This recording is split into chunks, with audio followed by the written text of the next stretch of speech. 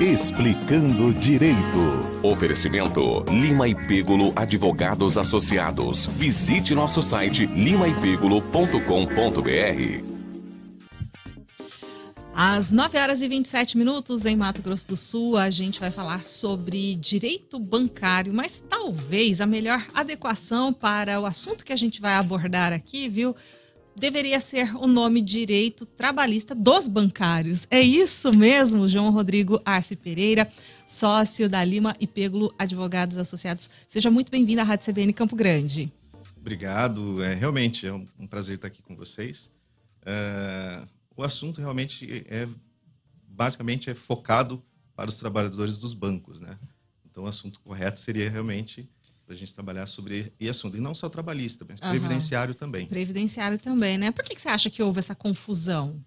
É comum, quando a gente se fala em direito bancário, né? Pensar nessa parte focada em direito do consumidor. Eu tinha essa para ideia. O consumidor, né? Exatamente. Mas existe um ramo, uma especificação, uma especialidade do advogado em trabalhar certas categorias, né?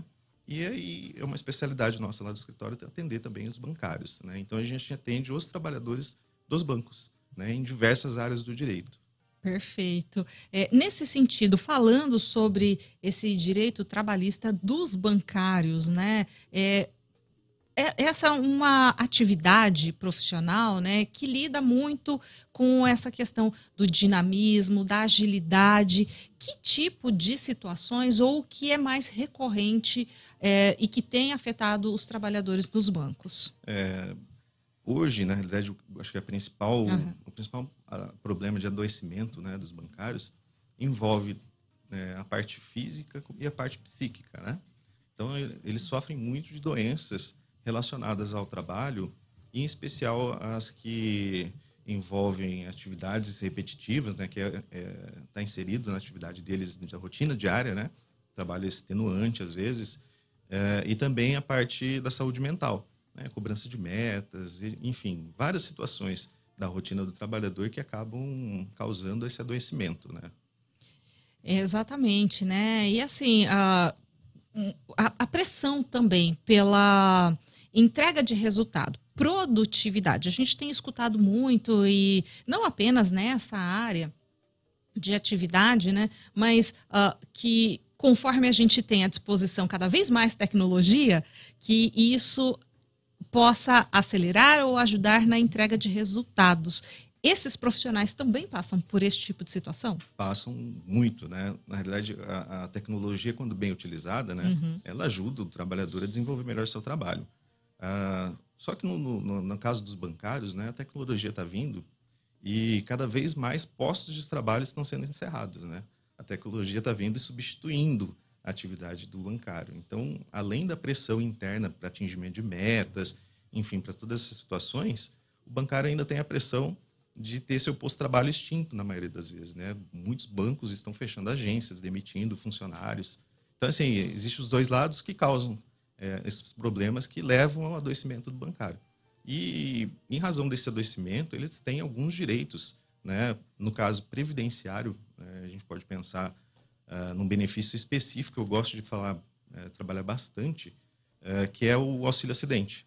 Ele é um benefício que é devido aos bancários que adoecem no trabalho e têm algum tipo de limitação, né? Sofrem uma limitação permanente da sua atividade, da sua rotina diária.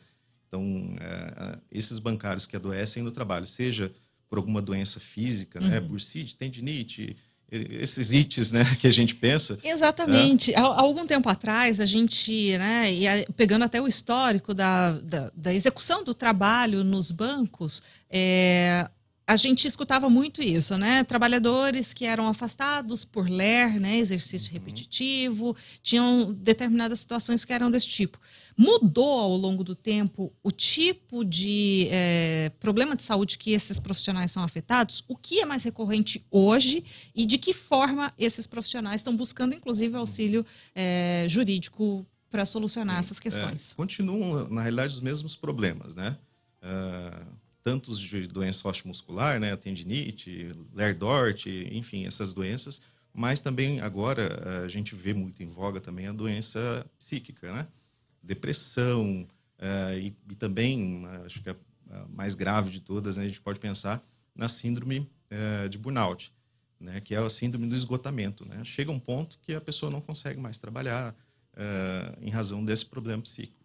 E aí, a dificuldade que eles têm é de ter o reconhecimento desses problemas de saúde com relação, ter o nexo disso com o trabalho. Uhum. Então, essa é a dificuldade que eles encontram. Tanto no INSS como no próprio banco, é muito difícil eles reconhecerem esses problemas como do trabalho e emitirem a CAT, né, que é a comunicação do acidente de trabalho. E que eles deveriam emitir com obrigação, né? E de que forma o trabalhador, né, e aí até como uma orientação mesmo, quais são os indicativos ou de que forma este trabalhador ele consegue comprovar o que serve para ele como atestado de prova? Gostaria que você explicasse um pouquinho, até mesmo para quem de repente está se ligando, puxa vida, eu começo a sentir alguma coisa nesse sentido, mas como é que eu reúno documentos para atestar que, de fato, isso é uma doença ocupacional? Sim. Esse reconhecimento ele é feito pelo médico. Né? O médico que atende normalmente as pessoas, esse bancário, né, ele vai lá no ortopedista, ele vai lá num psiquiatra, num psicólogo, e aí ele começa, esse médico capacitado, ele começa a identificar que os problemas de saúde que o bancário tem relação com o trabalho, né? E aí, com esse reconhecimento do próprio médico de que os problemas tiveram início ou foram agravados, que existe um nexo, né, do trabalho com o trabalho dessas doenças, e aí sim começa o início essa rotina mais administrativa e jurídica, né, no sentido de conseguir um afastamento por incapacidade temporária, que é o antigo auxílio-doença, e após o fim do auxílio-doença, ele tem direito a esse benefício que é o auxílio-acidente. Esse auxílio-acidente ele deveria ser concedido automaticamente pelo INSS.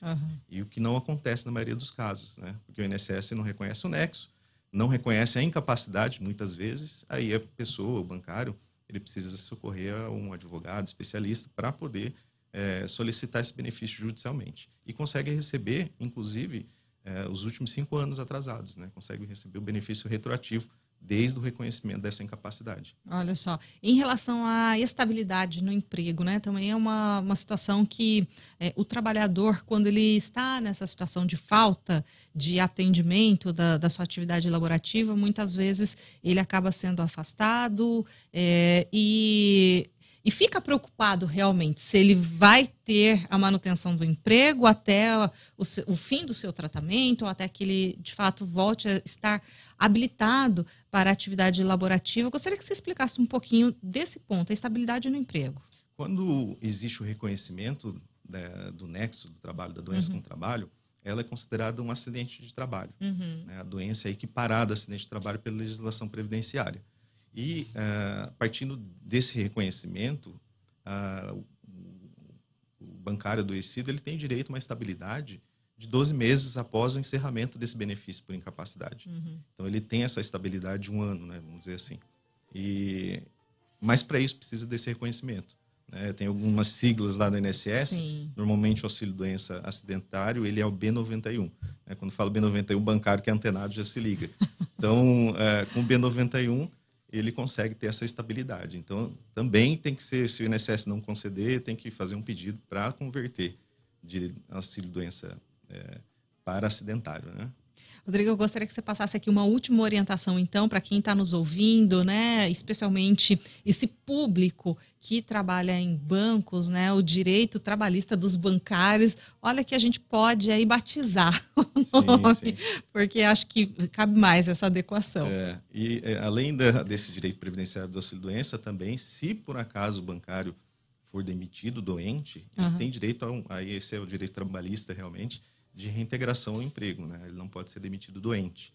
Então, essa é uma dica, mas é a dica final mesmo do benefício previdenciário é não deixe de fazer um pedido de prorrogação caso consiga o auxílio-doença. Hoje em dia, o Juizado Especial Federal, ele exige esse pedido de prorrogação para ter direito a entrar com o processo judicial.